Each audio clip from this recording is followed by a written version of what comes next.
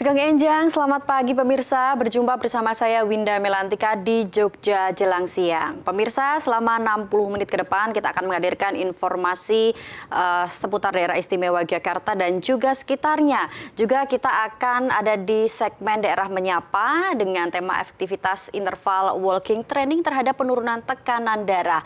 Tentunya kita juga akan berbincang di segmen Bincang Jogja Jelang Siang dan kita akan mengangkat tema daur hidup, supitan, tetesan, dan juga tarapan. Pemirsa, inilah Jogja Jelang Siang selengkapnya.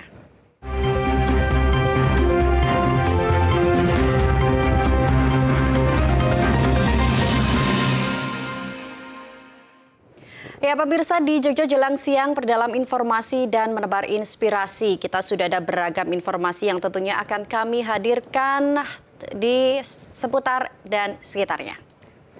Saudara, keluarga korban daycare Little Aresa melakukan audiensi dengan Wali Kota Yogyakarta dan untuk menyampaikan aspirasi dan perkembangan khusus. Buntut kasus tersebut, Pemda DIY melakukan pendataan ulang daycare dan sementara itu dalam kasus dugaan alih fungsi lahan Sultan Ground, Kejaksaan Negeri Gunung Kidul memeriksa Kelurahan Ngalang. Dan tentunya Dinas Pertanian Gunung Kidul memetakan wilayah rawan kekeringan sebagai langkah antisipasi musim kemarau. Sejumlah keluarga korban dugaan kekerasan daycare Little Aresa mendatangi rumah dinas Wali Kota Yogyakarta, Hasto Wardoyo, untuk meminta dukungan dan kepastian penyelesaian secara hukum.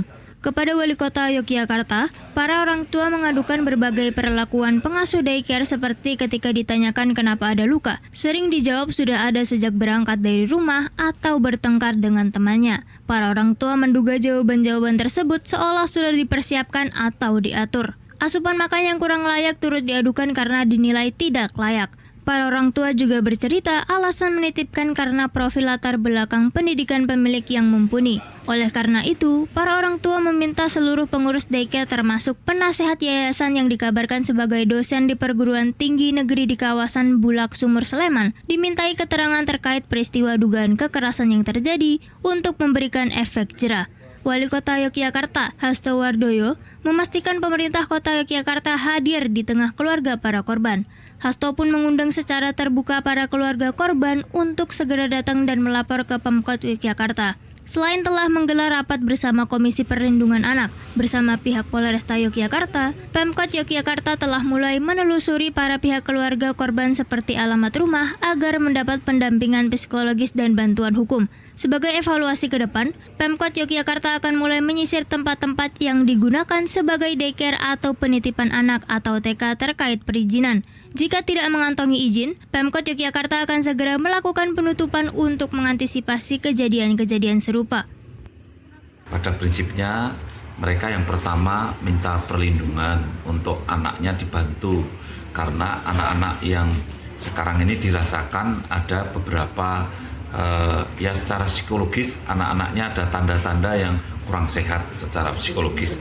Sehingga kami tadi sudah diskusi dengan KPAI, kemudian dengan dinas untuk membentuk tim pendampingan itu untuk mendampingi anaknya.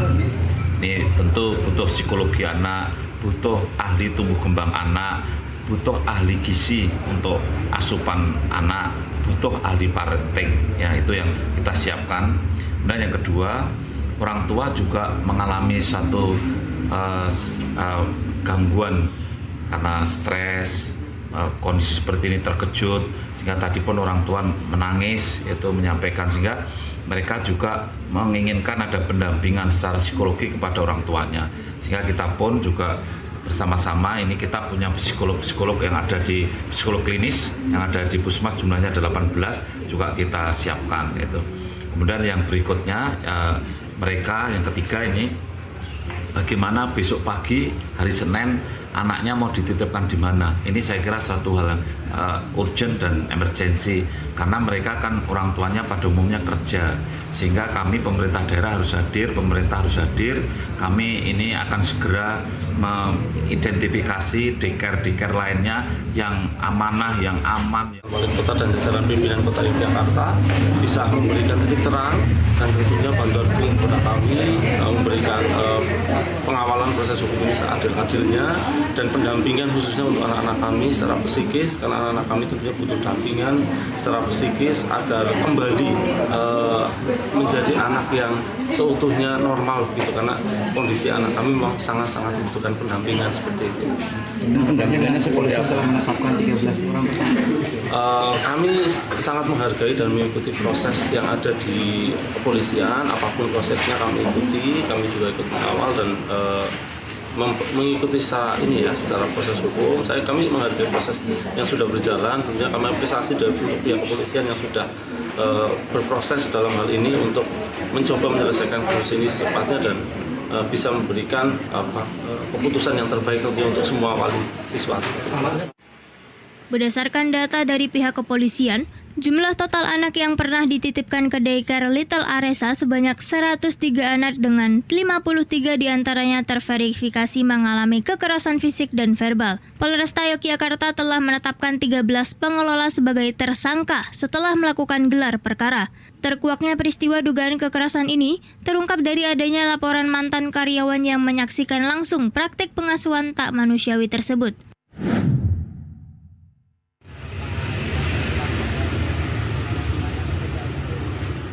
Kasus dugaan kekerasan anak di daycare Little Aresa menjadi pemicu utama bagi pemerintah daerah istimewa Yogyakarta untuk memperketat pengawasan. Hal ini karena daycare itu belum memiliki izin resmi operasional.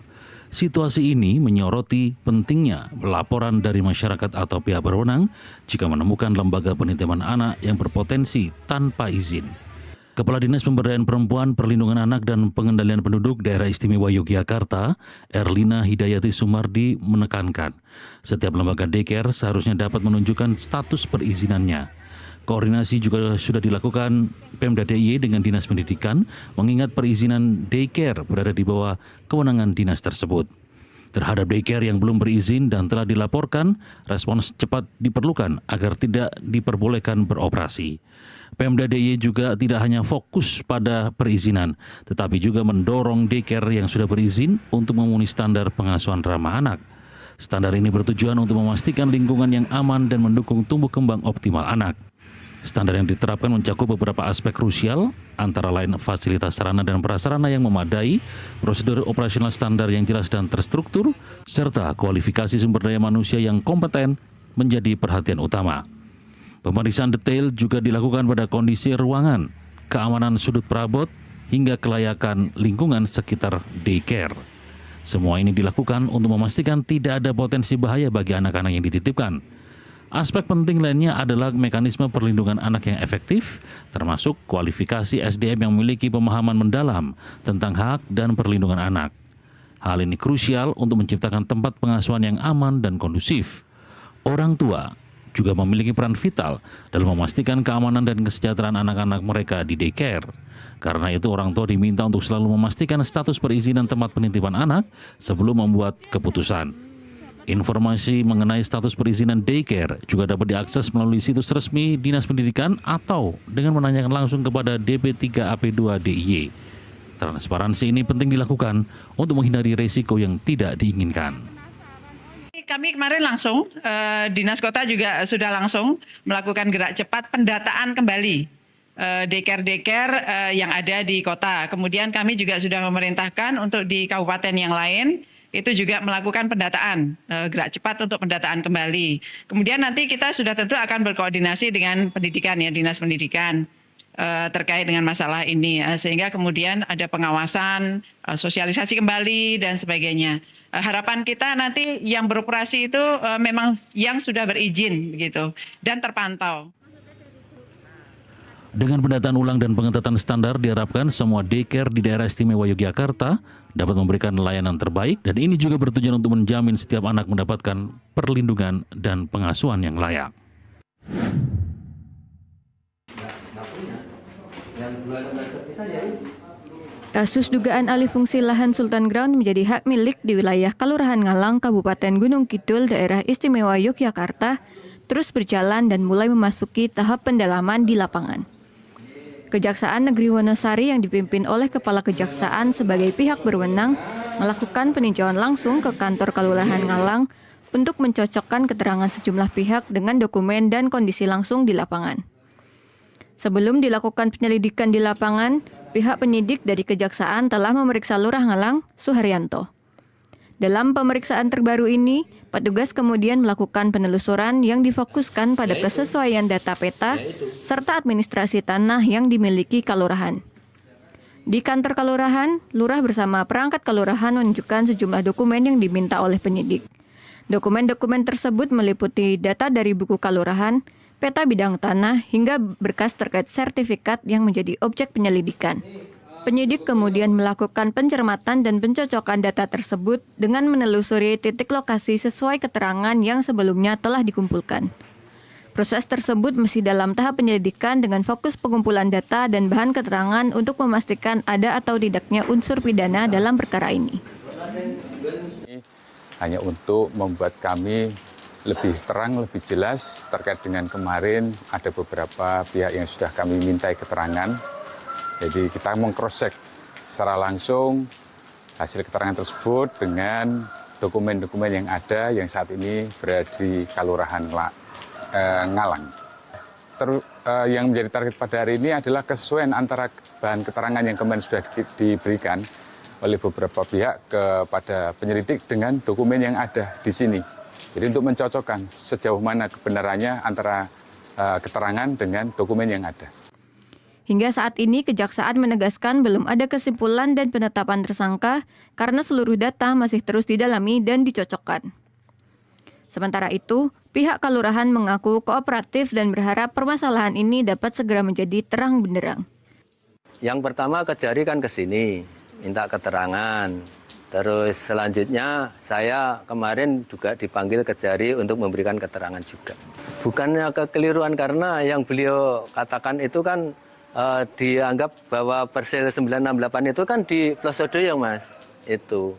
Karena kami pun juga bingung apa yang ditanyakan karena sepahaman saya itu Persil 968 itu yang memang di Banyuripan sesuai data yang memang saya anggap benar.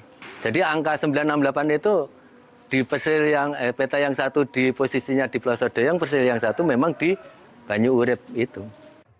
Sebelum dilakukan proses penyelidikan, warga Kelurahan Ngalang sempat menggelar aksi unjuk rasa untuk menuntut lurah mundur dari jabatannya.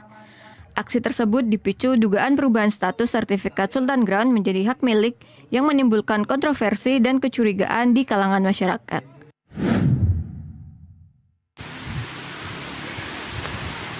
Dinas Pertanian Gunung Kidul menjalin komunikasi dan koordinasi dengan berbagai pihak, termasuk Kementerian Pertanian menghadapi kemarau tahun ini. Menindaklanjuti instruksi pusat, Dinas Pertanian sudah melakukan berbagai langkah mitigasi melalui pemetaan daerah rawan terdampak kemarau dan kekeringan. Sekretaris Dinas Pertanian dan Pangan Gunung Kidul, Raharjo Yuwono menjelaskan, lahan tanaman padi di beberapa wilayah Kapanewon berpotensi terdampak musim kemarau. Beberapa wilayah seperti Kapanewon Patuk, Ngelipar, Semin, Ngawen, dan beberapa wilayah lain saat ini sedang memasuki musim kedua tanam padi. Padi yang ditanam pada Februari dan Maret baru akan dipanen pada Mei nanti atau saat musim kemarau sudah berlangsung. Meski demikian, lahan pertanian masih bisa menggunakan sumber air permukaan seperti aliran sungai untuk pemenuhan kekurangan air. Wilayah seperti Patuk, Semin, hingga Ngelipar yang dilewati beberapa aliran sungai diprediksi masih bisa berproduksi pada musim tanam kedua padi untuk tahun ini. Kedepan penggunaan varietas padi umur lebih pendek juga bisa dijadikan alternatif sebagai antisipasi jika kemarau berlangsung lebih kering dan lama. Sebagian wilayah di Kapanewon, Ponjong, dan Karangmojo tetap bisa melakukan tanam padi saat kemarau ditunjang irigasi dari sumber mata air sepanjang tahun. Untuk zona selatan, tidak banyak aktivitas pertanian yang akan dilakukan warga saat tiba kemarau karena minimnya air. Petani hanya akan mengandalkan panen singkong yang biasanya dilakukan di puncak musim kemarau atau pada Agustus dan September. Pertanian sawah itu yang masih tersisa kan di daerah-daerah yang ada sumber air. Sekarang Mojo, Ponjong, semen, ngawen, ngelipar dan sebagainya. Ya insya Allah nanti untuk daerah-daerah yang ada sumber air permukaan seperti Sungai Oyo, saya kira aman. Tetapi yang perlu diwaspadai itu kalau kemaraunya tiba-tiba datang itu Gedang Sari. Karena Gedang Sari irigasi ataupun sumber air untuk pengairannya itu sangat kurang, masih tergantung hujan. Musim kemarau Gunung Kidul diprediksi mulai terjadi pada dasarian ketiga atau 10 hari terakhir di bulan April ini.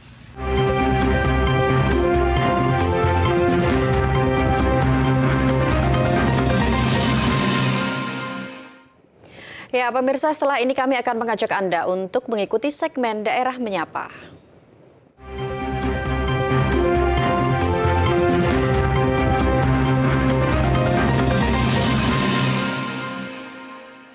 Sekarang itu kalau dibandingkan mungkin exactly jumlahnya itu mungkin agak jumlahnya berubah-ubah, tapi kalau dari persentasenya itu 12%-nya itu lansia. Aging gracefully itu menua dengan elegan ya, dengan penuh kebahagiaan, kesyukuran, sehat fisik, mental, itu ekonomi dan keluarga yang tidak mendukung itu lumayan berpengaruh karena ekonomi itu termasuk tantangan yang terbesar.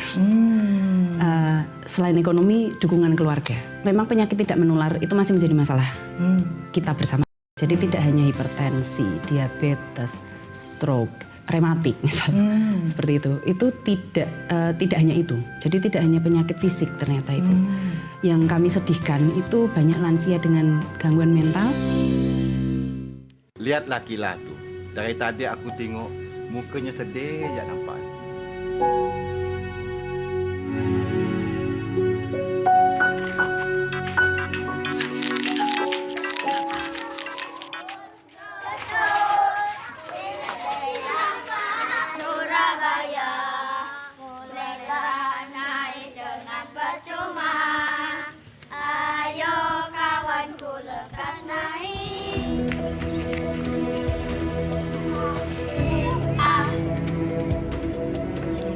Seru gak ya main sama kawan-kawan baru di kampung Datuk nih? Udin!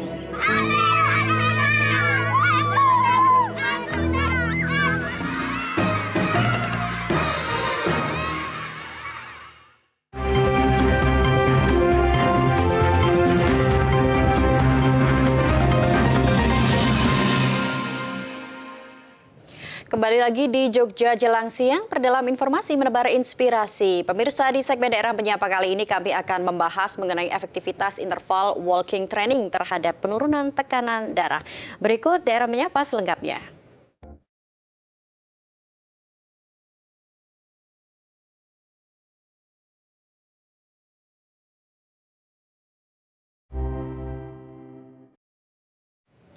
Baik pemirsa, di segmen Daerah Menyapa sudah bergabung bersama kami melalui saluran Zoom. Ada Ibu Novika Kurniawati SST FT selaku fisioterapis ahli muda Puskesmas Imogiri 2.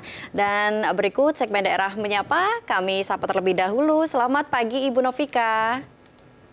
Selamat pagi Mbak Winda, senang sekali bisa bertemu pagi hari ini, cantik sekali. Baik, sehat Ibu? Alhamdulillah, sehat. Iya, Ibu, hari ini tema kita adalah mengenai interval walking training atau semacam metode jalan kaki begitu ya Bu ya. Tapi mungkin boleh dijelaskan lebih dalam lagi Bu, sebetulnya interval walking training ini seperti apa sih Bu? Ya, baik.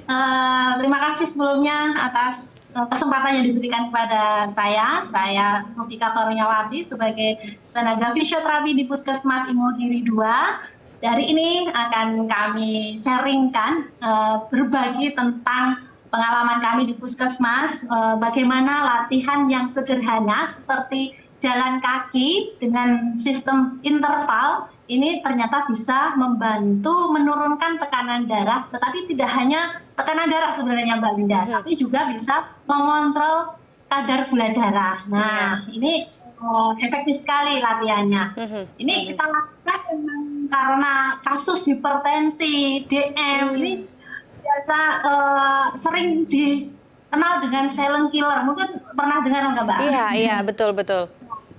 Nah, ini kondisi di mana biasanya tidak bergejala, tidak memunculkan gejala, tetapi tiba-tiba muncul stroke atau penyakit jantung atau bahkan yang berakibat fatal adalah kematian. Nah, ini terapi yang sudah sering diberikan adalah terapi obat atau farmakologi. Nah, mungkin seiring dengan berjalannya ilmu, perkembangan zaman dan sebagainya, butuh pendampingan intervensi yang tidak hanya mengandalkan obat saja Mbak. Jadi harus didampingi dengan terapi non-farmakologi dengan salah satunya olahraga. Nah, olahraga yang kita lakukan adalah salah satunya dengan interval walking training. Yang membedakan olahraga interval walking training ini dengan mungkin jalan kaki biasa itu apa sih Bu? Ya, kalau interval walking training memang olahraga jalan berinterval. Jadi nanti ada intervalnya. Caranya nanti sangat sederhana sekali, hanya 3 menit jalan pelan, kemudian dilanjutkan 3 menit jalan cepat, itu 1 sesi, kemudian dilakukan selama 5 sesi. Jadi hanya 30 menit saja, tetapi dampaknya luar biasa. Baik, itu disarankan untuk melakukan setiap hari atau dalam kurun 1 minggu itu minimal berapa kali begitu Bu? Ya, kalau sarannya itu memang kalau lebih efektifnya tidak hanya seminggu sekali saja kurang efektif nanti. Jadi lebih efektif dilakukan 3-5 kali dalam seminggu. Jika dilakukan selama seminggu itu 3-5 kali secara rutin, maka akan dapat mengontrol tekanan darah atau kadar gula secara rutin dan stabil. Gitu, Oke, baik. Untuk usia yang disarankan, mungkin kalau usia muda 30 menit ini mungkin terasa mudah begitu ya Bu, tapi kalau untuk usia-usia rentan begitu, apakah durasinya minimal sama harus 30 menit atau disesuaikan lagi atau bagaimana Bu? Cukup hanya 30 menit saja. Jadi 30 menit ini sudah dosis yang diperhitungkan untuk dosis yang tepat. Jadi tidak hanya ini bisa usia produktif saja, di kalangan semua umur bisa. Usia produktif untuk maintenance biar tidak tensinya tinggi di awal karena untuk pencegahannya Mbak ya. Dan apalagi untuk usia lanjut, usia lansia itu juga direkomendasikan karena ini latihannya aman untuk dilakukan oleh lansia juga. Itu Mbak. Tapi untuk fokusnya apakah memang terkhusus penderita hipertensi atau bagaimana Bu? Atau mungkin setiap usia ataupun di usia rentan biasanya para orang tua ini memiliki penyakit-penyakit yang sudah mulai timbul begitu. Apakah ada penyakit yang mungkin tidak disarankan begitu untuk melakukan ini atau bagaimana?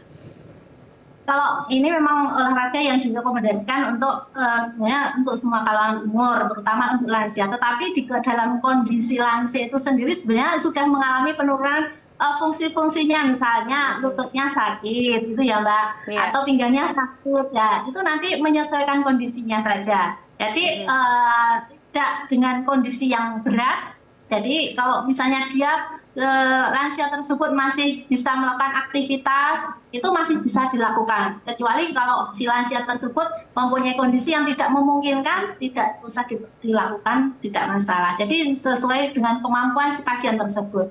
Baik, kemudian hal-hal yang mungkin perlu diperhatikan sebelum melakukan jalan kaki ini atau interval walking training ini, apakah semacam pemanasan atau seperti apa Bu? Penting sekali untuk melakukan pemanasan sebelum latihan interval walking training ini Mbak. Jadi biar panas dulu untuk sebelum memulai aktivitas jalan. Kemudian nanti setelah 30 menit juga jangan lupa untuk dilakukan pendinginan biar efektivitas dari latihan tersebut bisa lebih efektif. Baik. Sejauh ini Bu, di Puskesmas Imogiri 2, apakah sudah ada hasil atau mungkin testimoni dari para pasien yang sudah mencoba metode ini begitu? Kebetulan saya sudah melakukan penelitian selama 3 kali penelitian Mbak, dan hasilnya dari ketiga penelitian tersebut memang efektif terhadap penurunan tekanan darah. Jadi memang interval walking training ini memang artinya bisa latihan yang efektif, memang sudah berdasarkan dari bukti ilmiah yang kami lakukan, gitu Mbak. Baik, kemudian untuk testimoni para pasien begitu Bu, itu seperti apa? Terutama mungkin yang tadinya mengalami sakit pinggang begitu, apakah juga sudah mulai membaik atau bagaimana? Untuk testimoni dari masyarakat yang sudah melakukan interval walking training ini selama beberapa kali, itu memang tensinya itu cenderung stabil, bagus sekali untuk lakukan untuk masyarakat yang lebih luas lagi. Jadi memang lebih ke arah, kita arah evaluasinya ke arah penurunan tekanan darah ya Mbak. Jadi itu dari semenjak melakukan interval walking training, memang tensinya, tekanan darahnya kebetulan memang cenderung stabil, menurun. Gitu, baik, mungkin selain menurunkan tekanan darah di tubuh, kemudian juga mungkin bisa menguatkan otot kaki, begitu juga ya Bu ya, manfaat lainnya ya Bu. Nah, itu mungkin manfaat yang lain yang mungkin bisa dirasakan oleh tubuh apa Bu? Ya, kalau misalnya sudah dilakukan olahraga dengan rutin, nah ini tentu saja aliran darah, kalau setiap kita bergerak tentu saja akan terjadi vasodilatasi pembuluh darah namanya Mbak. Jadi aliran darahnya itu lancar, hingga metabolismenya juga akan lancar. Nanti efek-efeknya selain kadar tekanan darahnya jadi normal, kemudian kadar glukosa juga normal, kebugarannya juga akan bagus. Jadi nanti masyarakat atau peserta yang melakukan IWT ini bisa tidak mudah capek misalnya, dan juga sering bisa melakukan aktivitas fisik lebih baik lagi, lebih mandiri. Untuk kemandirian, tingkat kemandiriannya akan semakin meningkat karena apa? Kekuatan ototnya meningkat, kemudian kebugarannya meningkat, dan juga fleksibilitas kelenturannya juga akan meningkat. Bagus.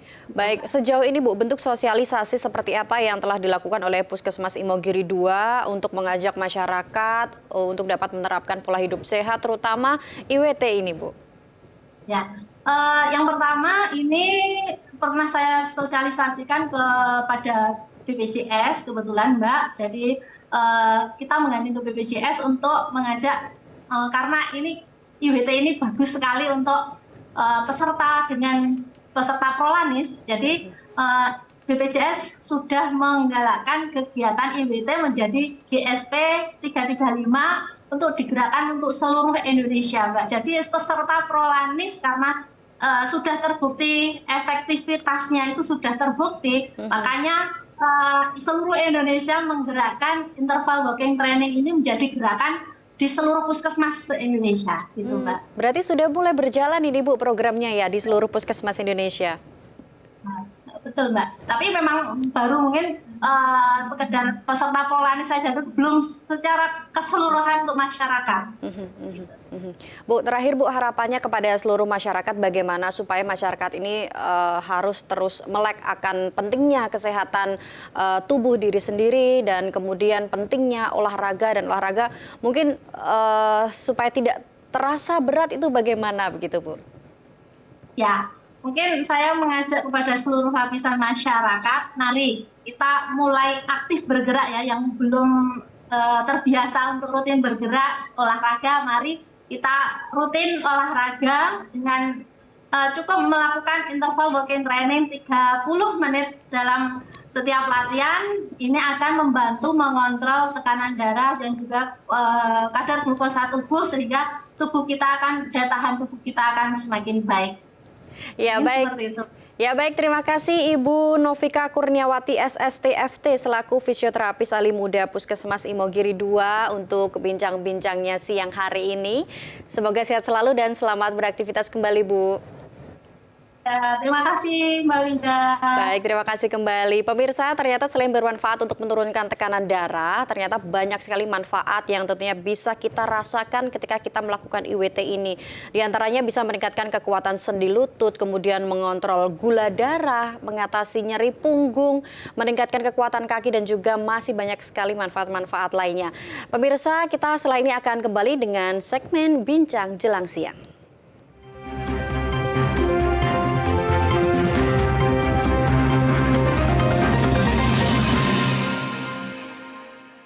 Tablik Islami membumikan Al-Quran, menyatukan umat.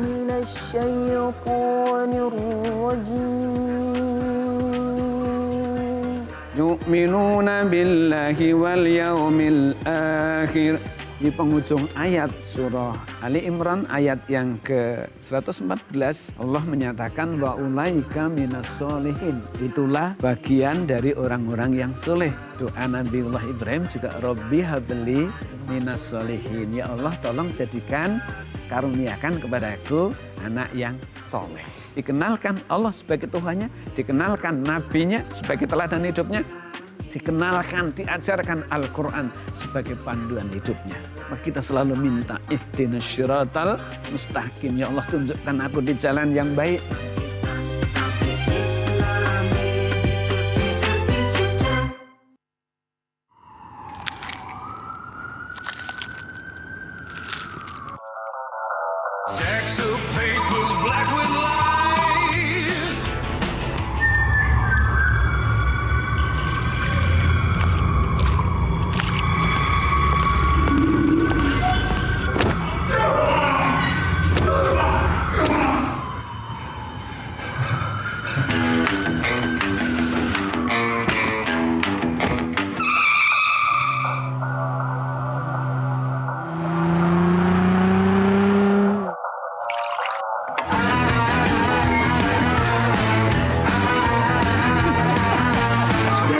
Papers black with lies.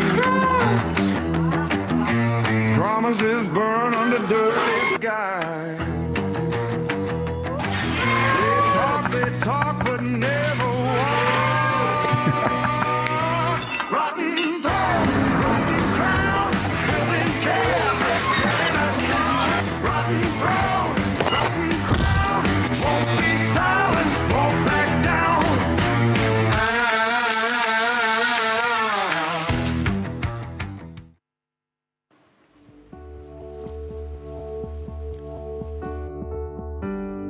Padukuhan Semuten kini menjadi basis utama penanaman kelapa kopior di Kelurahan Jatimulyo.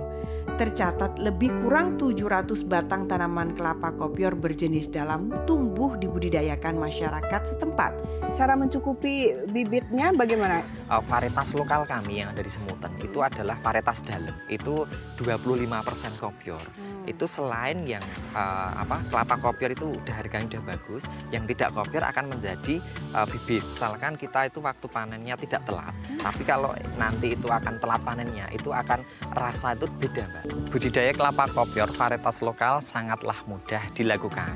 Secara umum tidak ada perawatan khusus pada budidaya kelapa kopior. Teknotani, inspiratif, edukatif, aplikatif.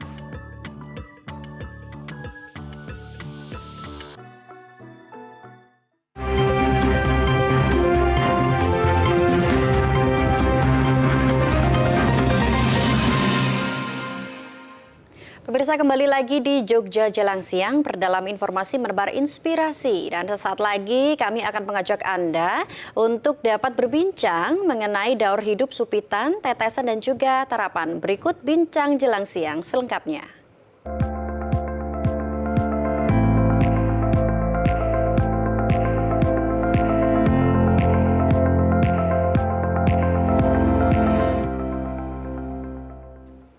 Ya pemirsa, di studio sudah bergabung bersama kami ada Ibu Raden Ayu Artian dari Esos MA selaku perias dan juga abdi dalam Keraton Yogyakarta. Dan hari ini kita akan berbincang mengenai daur hidup, ada supitan, tetesan dan juga tarapan. Begitu nggak Ibu? Sugeng siang Ibu. Sugeng siang Mbak Winda. Sehat Ibu? Alhamdulillah Ibu, sehat. Lebih akrab disapa Ibu Dari. Ibu Dari. Oh iya. Ibu Dari berbicara mengenai beberapa tradisi di Yogyakarta ini kan sungguh banyak sekali ya Bu. Iya, apalagi di era zaman sekarang kita sudah memasuki banyak sekali gen milenial dan juga Gen Z yang mungkin sudah mulai ada yang mulai belum mengenal begitu Bu dengan tradisi-tradisi zaman dulu begitu. Dan hari ini kita akan membahas ada 3 tradisi. Mungkin yang pertama kita sudah sering mendengar begitu Bu, ada tradisi supitan. Mungkin boleh dijelaskan lebih dalam tentang olahraga. Mohon maaf tentang tradisi supitan. Ya. ini kan tradisi-tradisi tadi, 3 tradisi tadi itu merupakan bagian dari upacara daur hidup manusia. Ya, pada umumnya bahwa secara umum upacara daur hidup manusia Jawa ya terutama itu adalah sebuah upacara seperti peralihan dari masa sebelumnya dan setelahnya. Dan setelah upacara tersebut dia akan menjadi apa dalam proses kehidupan manusia, di mana dalam setiap upacara itu mengandung doa, kemudian pendidikan, pengharapan, dan peringatan. Nah, kemudian disitulah tidak hanya pada urutan upacaranya saja, tetapi juga pada pernik-pernik yang ada, baik itu sesajen atau persediaan atau makanan yang terhidang, sesajen dalam hal ini sesajen, juga pada busananya. Nah, kalau untuk supitan atau sunatan ya, itu upacara memperingati kedewasaan anak laki-laki. Anak laki-laki sebelum sunatan dan setelahnya dia akan menjadi seperti apa yang diharapkan. Nah, upacara sunatan ini tidak hanya berfungsi untuk kultur saja, tapi juga agamis. Karena penanda kedewasaan seorang laki-laki menurut agama dan kultur itu berbeda ya dengan biologis ya. Itu adalah dengan diperingati dengan sunatan atau supitan namanya ya dalam bahasa Jawa, supitan. Nah, itu ada upacaranya dan secara umum itu ada yang disebut dengan siraman sebelum gres atau atau sunatan itu sendiri. Jadi sebelum sunatan itu ada siraman. Untuk siramannya sendiri apakah yang menyiram hanya orang tua atau seperti siraman sebelum pernikahan yang mana ada 5 atau 7 orang yang menyirami begitu? Iya, betul. Hampir semua siraman itu sama, Mbak, karena fungsinya adalah pensucian. Sebelum seseorang memasuki kehidupan yang akan datang, sebelum seseorang memasuki kehidupan yang disebut dengan sakral. Itu ada pensucian diri. Itu kurang lebih bahkan sajanya pun sama, Mbak. Prosesnya juga sama, yaitu sungkeman dulu kepada orang tua, kemudian masuk ke siraman. Dan air 7 sumber itu kalau misalnya zaman dulu harus dari mana, kalau sekarang lebih bebas. Yang jelas itu bermakna bagi orang yang menjalani upacara. Ya, artinya setelah siraman nanti juga akan ada sungkeman, sebelum itu baru untuk upacaranya begitu. Nah, setelah untuk tindakan supitan atau sunatan itu ya Bu ya, apakah ada tradisi lagi Bu? Untuk yang laki-laki?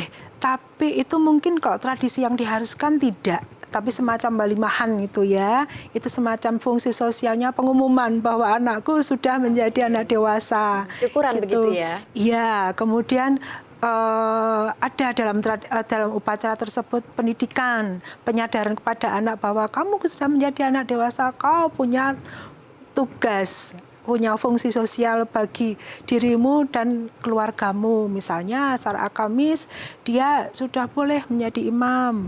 Nah, disebut dengan imam sholat. Kemudian secara kultur juga seperti itu. Kau sudah menjadi anak dewasa. Kalau anak laki-laki, apalagi sulung itu menjadi jago ya. Harus bertindak yang bertanggung jawab.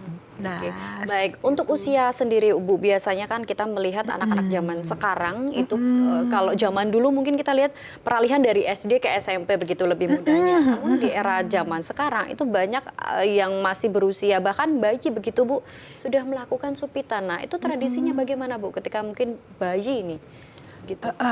Cuma kalau secara kultur ya, secara tradisi budaya kita, supitan itu biasanya untuk anak sebelum usia belasan tahun. Jadi dia sudah mampu secara fisik untuk melalui tahap-tahap itu. Nah, sedangkan kalau bayi ya controllingnya juga sudah susah ya. Jadi mungkin kalau zaman dulu atau menurut pandangan orang tradisional, bayi kalau tidak bermasalah mungkin belum disunatkan ya, karena kita berharap akan menjalani tradisi yang sudah bisa dilakukan secara fisik oleh yang bersangkutan. Gitu. Oke, baik. Kemudian setelah supitan itu untuk laki-laki, kalau untuk perempuan, Bu? Nah, untuk perempuan itu ada, kebetulan topik kita hari ini adalah tetesan dan tarapan. Nah, itu tetesan dulu ya. Tetesan itu apa?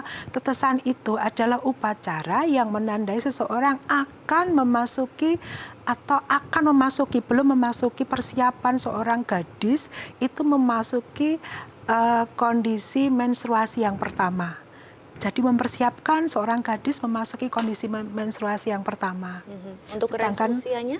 Range usianya sekitar 7 sampai 8 tahun. Saya masih ingat dulu. Usia SD begitu iya, ya, Bu? Betul.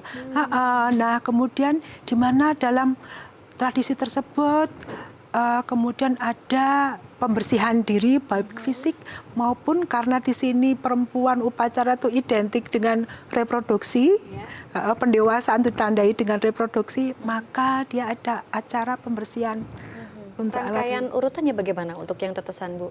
Untuk tetesan itu seperti halnya yang lainnya, itu siraman, pertama kali sungkeman dulu, kemudian di sini istimewanya beda dengan yang lainnya, mungkin nanti tarapan juga beda, sunatan juga beda. Setelah dia sungkeman, gitu ada grace. Seperti laki-laki itu ada grace, tapi grace-nya di sini beda.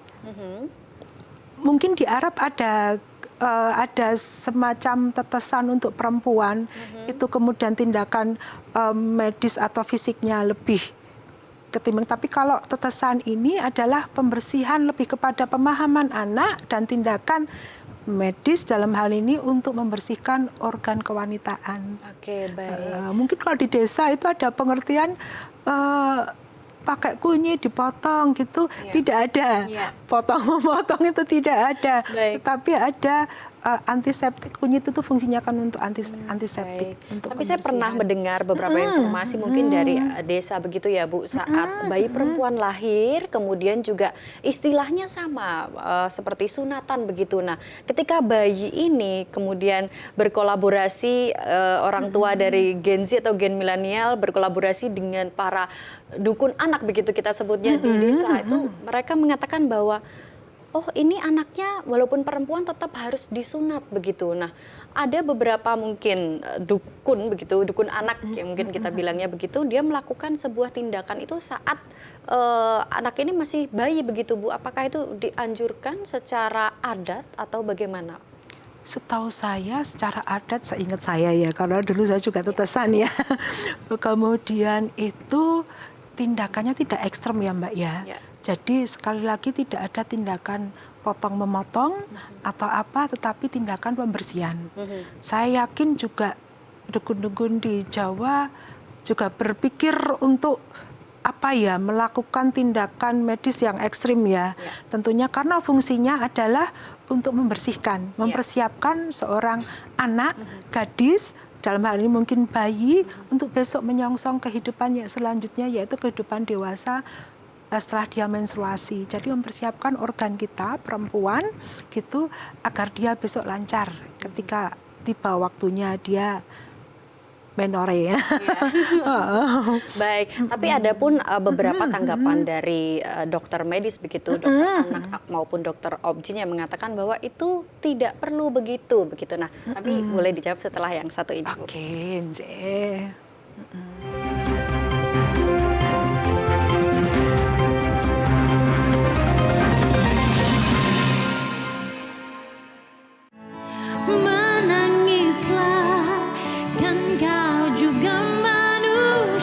Kalau seorang penyandang disabilitas mengalami kekerasan atau mengalami ketidakadilan, maka dia boleh loh itu melaporkan. Kalau saya sering mengatakan soal disabilitas ini harus menjadi concern negara, antara lain hadir dengan regulasi, tapi kemudian apakah regulasinya itu implemented atau tidak.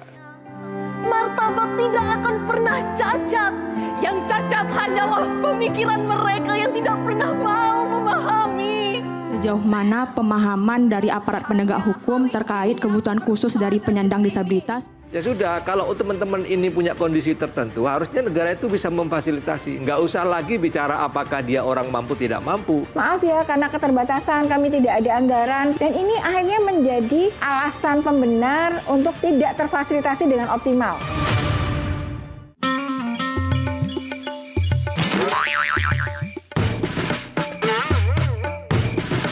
Bapak-bapak, ibu-ibu, Pildun! Pildun! Nobar 10 menit lagi.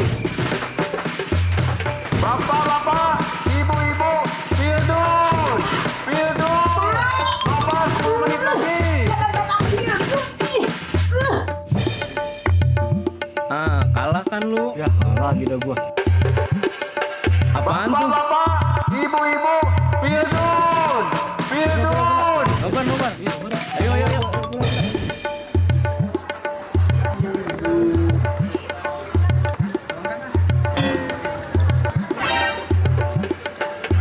Bapak, ibu-ibu, Pildun! Nobar tuh. Ayo.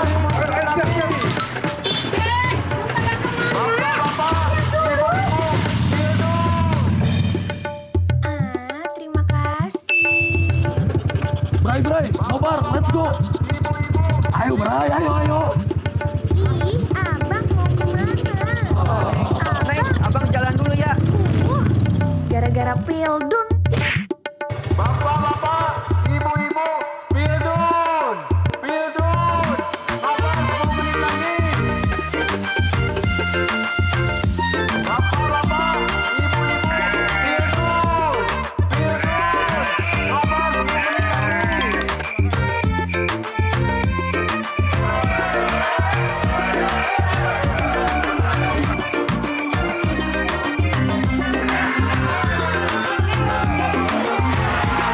Waktunya Pildun. Yuk nonton bareng di TVRI. Udah belum? Udah kelar, Mang. Ya elah.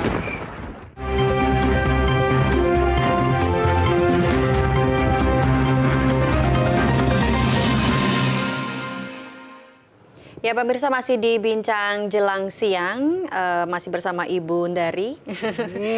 Mungkin kita lanjutkan obrolan tadi, terakhir melihat apa ya Bu, pandangan dari medis begitu bahwa anak perempuan atau bayi perempuan, istilahnya kalau di tetesan ini tadi kan seperti disunat, tapi sebetulnya itu bukan begitu ya Bu. Nah mungkin boleh dijelaskan dari sisi adat itu bagaimana Bu tindakannya? Oke, satu mungkin lebih pada fungsi dari filosofi ya. Fungsi dari filosofi bahwa siraman itu mengingatkan kepada penghormatan kepada orang tua. Kemudian mensucikan diri. Kemudian di situ ada edukatifnya bahwa menjadi seorang perempuan menjelang remaja itu harus ngapain aja, jaga kebersihan. Jaga kebersihan, kemudian pola perilaku sudah berbeda dengan kekanak-kanakannya dulu. Maka di situ juga ada ketika siraman ada potong rambut, itu menghilangkan katanya Sukerto, satu, yang kedua juga pola perilaku kanak-kanakan, itu kemudian ada potong rambut. Tapi kalau saya fungsi medis, saya analisa medisnya seperti apa, saya juga kurang tahu. Yang jelas upacara tradisi ini punya fungsi sosial dan psikologis bagi masyarakat dan orang yang bersangkutan dan person yang bersangkutan. Fungsi untuk psikologisnya bagi yang bersangkutan yaitu dia menjadi tahu dia dalam kondisi seperti apa yang harus dia lakukan, itu membuat dia menjadi semakin yakin pada dirinya sendiri. Seperti hanya tarapan ya, langsung ke tarapan gitu. Tidak ada yang mengatakan bagaimana seorang perempuan harus bisa menerima ketika dia haid yang pertama. Baik. Bagaimana itu sebuah suatu yang mengejutkan, menakutkan, membuat khawatir dan lain sebagainya. Nah, dalam tarapan itu ada edukasinya. Kemudian secara sosial mengumpulkan banyak doa dari masyarakat yang dipanggil ketika acara itu. Yang ketiga juga untuk family gathering ya gitu, bahwa ternyata keluarga itu tidak sebatas meja makan, tapi keluarga juga aku punya sepupu, aku punya ini, aku punya misan, aku punya siapa yang ternyata itu keluarga berkumpul diundang untuk mengamini atau mendukung doa upacara yang bersangkutan. Itu kalau secara medis saya kurang tahu Baik. Artinya maksud kami untuk secara medis mungkin dari beberapa ahli medis ini mengatakan dari secara apa ya Bu, manfaat begitu. Itu seperti apa? Karena mungkin kan juga ketika dikolaborasikan dengan budaya, seperti apa Bu tindakannya untuk pembersihannya? Apakah menggunakan rempah atau bagaimana? Gini, secara umum, nah ketika tetesan terutama gitu, itu yang melakukan tetesan itu bidan biasanya. bukan dokter atau apa, tapi bidan. Karena yang lekat dengan perempuan adalah bidan. Lekat dengan objin itu adalah bidan. Nah, di situ kadang-kadang gitu, karena ini fungsinya adalah mempersiapkan diri anak yang bersangkutan untuk menerima menstruasinya yang pertama, maka itu ada tindakan pembersihan. Kalau di desa itu ada kunyit gitu, yang konon dipotong tidak, tapi digunakan untuk membersihkan, membersihkan gitu, karena kunyit itu antiseptik kan, itu sebenarnya membersihkan. Ya, ini versi tradisionalnya begitu ya Bu, kalau di desa, kemudian mungkin sekarang dikemas supaya lebih simpel begitu yang melakukan bidan begitu. Bidan. Mungkin bukan sekarang, dulu ketika tahun 80-an saya tetesan itu juga bidan yang melakukan. Walaupun bapak saya dokter gitu, tapi tetap tetesan itu bidan. Ya, karena itu menjadi bagian dari apa ya? Fungsi psikologis bahwa lebih baik kalau masalah reproduksi itu adalah perempuan yang menjadi bagian dari ritual gitu. Kemudian kalau tetesan itu larinya ke bidan. Baik, artinya untuk 3 upacara ini itu apakah tetap harus memerlukan seorang juru adat atau sebetulnya bisa dilakukan sendiri masing-masing di rumah? Atau seperti apa Bu? Sebenarnya bisa dilakukan, tetapi karena tidak tahu urutannya apa aja yang harus dipersiapkan, mau kemudian larinya ke juru adat. Sebenarnya bisa, kalau misalnya di keraton atau kemudian keluarga kami itu dulu melakukan tanpa ada urutan karena kami masing-masing sudah paham. Gitu. Tapi kalau masyarakat luas itu pasti membutuhkan orang yang paham dan menguasai untuk upacara ini. Kalau untuk tarapan sendiri Bu, apakah upacaranya juga sama? Ada sungkeman, siraman, ataupun ada urutan yang membedakan begitu? Sepertinya sama gitu, yang beda adalah kontennya ya. Sama, ada siramannya, kemudian ada sungkemannya, kemudian di mana ketika siraman itu kan ada yang nyirami, dan siraman itu biasanya yang nyirami adalah perempuan. Karena mongso prihatin itu kewajibannya perempuan. Kalau walimahan itu kemudian seperti pengantin ijab kabul itu kan domainnya laki-laki ya. Tapi kalau untuk hal yang prihatin itu domainnya perempuan. Dalam hal ini siraman, siraman ibu-ibu. Dalam hal ini tarapan juga yang lebih dewasa, lebih tua, nyirami yang muda, di mana setiap kali nyiraman itu dituturkan. Kamu sekarang sudah remaja, kamu nggak boleh ini, kamu harus begini, reproduksimu sudah siap, sempurna, maka kau harus hati-hati. Itu yang menyirami jumlahnya juga harus ganjil kan Bu? Atau iya betul, harus ganjil, karena masyarakat Jawa hal-hal menyangkut tradisi itu jumlahnya ganjil, karena menurut masyarakat Jawa tradisional yang genap itu hanya kematian, makanya semuanya harus ganjil. Nah, untuk menjelang si anak ini menuju dewasa begitu ya Bu ya, di usia remaja terkadang itu untuk apa ya Bu, usia-usia menstruasi itu kan mereka berbeda begitu. Nah, idealnya biasanya zaman dulu dilakukan di usia berapa Bu? Itu biasanya belasan tahun. Karena dewasa sekarang dan dulu kan beda. Itu biasanya belasan tahun, tapi beda dengan tetesan, beda dengan sunatan. Kalau tarapan itu kan masing-masing kematangan biologisnya beda-beda. Gitu, kematangan biologisnya beda-beda, maka yang dianut adalah bukan usia tapi lebih kepada kapan dia mens pertama kali. Oke, berarti setelah dia mens pertama kemudian harus selang berapa lama Bu untuk bisa mengadakan tradisi tarapan ini? Karena butuh persiapan ya, persiapan tidak bisa mendadak hari itu ya, memang ini upacara yang dadakan ya, biasanya gitu selang beberapa hari tapi tidak berganti bulan. Baik, karena nanti sudah menstruasi yang kedua, dia tidak berganti bulan. Berarti dilakukan saat anak ini sudah selesai terlebih dahulu menstruasi yang pertama, kemudian upacara tarapan ini dilakukan begitu. Ibu, upacara tarapan dan juga tetesan ini kan terutama di Yogyakarta mungkin masih jarang dilaksanakan begitu kalau saya lihat, entah mungkin kurang publikasinya atau seperti apa. Ibu melihat fenomena yang seperti itu bagaimana Bu? Sebenarnya upacara seperti ini punya mungkin kalau kita terhenti pada makna itu orang akan bodoh amat sih, jauh-jauh amat maknanya. Tapi makna ini juga berkait dengan fungsinya.